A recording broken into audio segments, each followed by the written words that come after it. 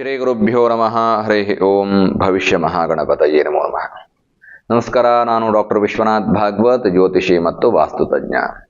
ಸ್ನೇಹಿತರೆ, ತಮ್ಮೆಲ್ಲರಿಗೂ ಕೂಡ ಯುಗಾದಿ, ವಸಂತ ನವರಾತ್ರಿ, ಶ್ರೀರಾಮನವಮಿ ಹಬ್ಬದ ಆರ್ಥಿಕ ಶುಭಾಶಯಗಳನ್ನು ಕೋರ್ತಾ ಯುಗಾದಿ ವಿಶೇಷಾಂಕ ಧನುರಾಶಿ ಏಪ್ರಿಲ್ 2025 ಮಾಸ ಭವಿಷ್ಯವನ್ನು ನೋಡ್ತಾ ಇದ್ದೇವೆ. ಧನುರಾಶಿಯ ಗ್ರಹಸ್ಥಿತಿಗಳನ್ನ ನೋಡ್ತಾ ಹೋಗೋಣ. ರವಿ 4ರಿಂದ 5ನೇ ಮನೆಗೆ, ಬುಧ ಶುಕ್ರ ಶನಿ ರಾಹು 4ನೇ ಮನೆಯಲ್ಲಿ, ಗುರು 6ನೇ ಮನೆಯಲ್ಲಿ, ಕುಜ ಅಷ್ಟಮದಲ್ಲಿ, ಕೇತು 10ರಲ್ಲಿ. ಧನುರಾಶಿಯ ಈ ಗ್ರಹಸ್ಥಿತಿಗಳ ಆಧಾರದ ಮೇಲೆ ರವಿ ಆರೋಗ್ಯವನ್ನು ಕೊಡ್ತಕ್ಕಂಥನು, ವರ್ಚಸ್ಸನ್ನು ಅಭಿವೃದ್ಧಿ ಮಾಡ್ತಕ್ಕಂಥನು, ಸುಖ ಸ್ಥಾನದಿಂದ ಪಂಚಮಾರಿಷ್ಟ ಸ್ಥಾನಕ್ಕೆ ಹೋಗ್ತಾರೆ. ಅಂದ್ರೆ ಪ್ರಾರಂಭದ 15 ದಿನಗಳು ಉತ್ತಮವಾದಂತಹ ವರ್ಚಸ್ಸನ್ನ, ಆರೋಗ್ಯವನ್ನ ಮೇಂಟೈನ್ ಮಾಡ್ತೀರಿ. ಕೊನೆಯ 15 ದಿನಗಳು ಅಥವಾ ದ್ವಿತೀಯಾರ್ಧ 2ನೇ 15 ದಿನ ಏನಿದೆ ಅದು ಧನುರಾಶಿಯವರಿಗೆ ಒಂದು ಸ್ವಲ್ಪ ಕಷ್ಟವಾಗುವಂತಹ ಸಾಧ್ಯತೆಗಳಿದ್ದಾವೆ. ಬುಧ ಶುಕ್ರ ಬುದ್ಧಿ ತುಂಬಾ ಚೆನ್ನಾಗಿ ವರ್ಕ್ ಆಗುತ್ತೆ ಏಪ್ರಿಲ್ ತಿಂಗಳಿನಲ್ಲಿ. ಫೈನಾನ್ಸ್, ಆರ್ಥಿಕ ಅಭಿವೃದ್ಧಿಯನ್ನ ಧನುರಾಶಿಯವರು ತುಂಬಾ ಚೆನ್ನಾಗಿ ಕಾಣ್ತೀರಿ. ಬಿಕಾಸ್ 4ನೇ ಮನೆ ಬುಧ ಶುಕ್ರ ಇಬ್ಬರಿಗೂ ಕೂಡ ವಿಶೇಷವಾಗಿ ಗೋಚಾರದಲ್ಲಿ ಶುಭ ಫಲವನ್ನು ನೀಡತಕ್ಕಂತಹ ಸ್ಥಾನ. ಶನಿ ಮತ್ತೆ ರಾಹು ನೋಡಿ, ಶನಿ ಮತ್ತೆ ರಾಹುಗೆ ಸ್ವಸ್ಥಾನ ಬಲ ಇರೋದಿಲ್ಲ, ಸುಖ ಸ್ಥಾನ ಅನ್ನೋದೊಂದು ಬಿಟ್ಟರೆ ಗುರುವಿನ ಬಲ ಇದ್ದರೆ ರಾಹು ಉತ್ತಮವಾದಂತಹ ಫಲವನ್ನು ಕೊಡ್ತಾನೆ. ಶನಿ ಮೀನರಾಶಿಯಲ್ಲಿರ್ತಾರೆ, ಹಾಗಾಗಿ ಅರ್ಧಾಷ್ಟಮ ಶನಿ ಆಗತ್ತೆ.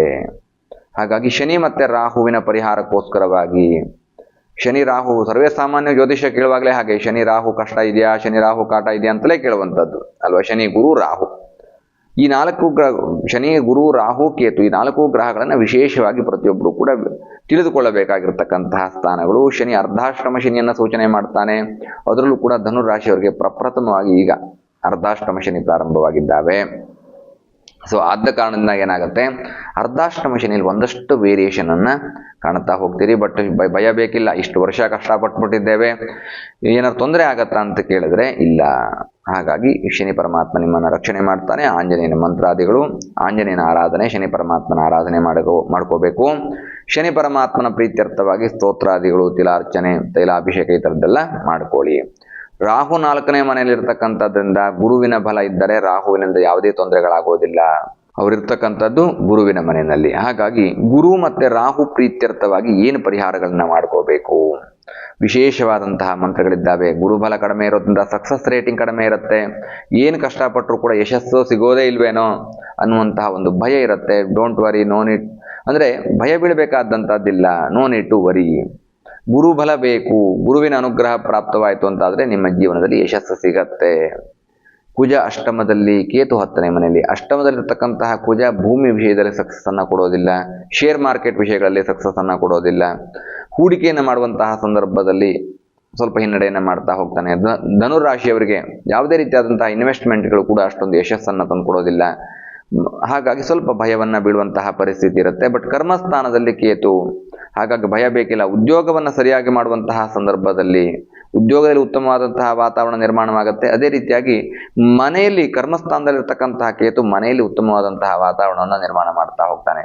ಎಷ್ಟೇ ಕಷ್ಟಗಳಿದ್ರೂ ಕೂಡ ನಿಮ್ಮ ಜೊತೆಗಿರ್ತಕ್ಕಂಥವ್ರು ನಿಮ್ಮನ್ನ ಬಿಟ್ಟು ಕೊಡೋದಿಲ್ಲ. ನಿಮ್ಮ ಎಲ್ಲಾ ಕಷ್ಟಗಳು ಕೂಡ ಅವರು ಸ್ಪಂದಿಸ್ತಾರೆ. ಹಾಗಾಗಿ ಯಶಸ್ಸು ನಿಮಗೆ ಸಿಗ್ತಾ ಹೋಗುತ್ತೆ. ಯೋಚನೆ ಮಾಡಬೇಕಾಗಿರ್ತಕ್ಕಂತಹ ಪ್ರಮೇಯ ಇಲ್ಲ. ಒಟ್ಟಾರೆ ಧನುರಾಶಿಯವರಿಗೆ ಬುಧ ಶುಕ್ರ ಚೆನ್ನಾಗಿರೋದ್ರಿಂದ ಏನು ಅಂತಹ ಭಯ ಬೀಳಬೇಕಾದಂತಹ ಪರಿಸ್ಥಿತಿ ಇಲ್ಲ. ಗುರುಬಲ ಒಂದಿತ್ತು ಅಂತಂದ್ರೆ ಎಲ್ಲಾ ಕೆಲಸಗಳಲ್ಲೂ ಕೂಡ ಜಯ ಸಿಗತ್ತೆ. ಉಳಿದ ಗ್ರಹಗಳ ಪ್ರಾಬ್ಲಮ್ ಸಾಲ್ವ್ ಆಗ್ತಾ ಹೋಗುತ್ತೆ. ಹಾಗಾದ್ರೆ ಮಂತ್ರ ಏನ್ ಹೇಳ್ಕೋಬೇಕು? ಪೂರ್ವ ಕಪಿ ಮುಖಾಯ ಪಂಚಮುಖ ಹನುಮತೆ ಟಂ ಸಕಲ ಶತ್ರು ಸಂಹಾರಣಾಯ ಸ್ವಾಹ.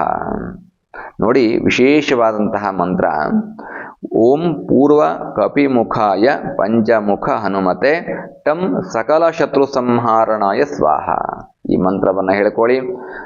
ಧನುರಾಶಿಯವರು ಏನೇ ಕಷ್ಟಗಳಿದ್ರು ಕೂಡ ಅದನ್ನೆಲ್ಲ ಪರಿಹಾರ ಮಾಡ್ಕೊಳ್ಳಿ. ಯಶಸ್ಸಾಗತ್ತೆ, ಜಯವಾಗತ್ತೆ. ಏಪ್ರಿಲ್ ತಿಂಗಳು ನಿಮಗೆ ಕಷ್ಟ ಬರೋದಿಲ್ಲ ಅನ್ನುವಂತಹ ಮಾತನ್ನು ಹೇಳ್ತಾ ಧನುರಾಶಿ 2025 ಮಾಸ ಭವಿಷ್ಯವನ್ನು ಮುಗಿಸ್ತಾ ಇದ್ದೇನೆ ಸ್ನೇಹಿತರೆ. ಶುಭವಾಗಲಿ. ಶುಭಂ ಭೂಯಾತ್. ಸಮಸ್ತ ಸನ್ಮಂಗಲಾನಿ ಭವಂತು.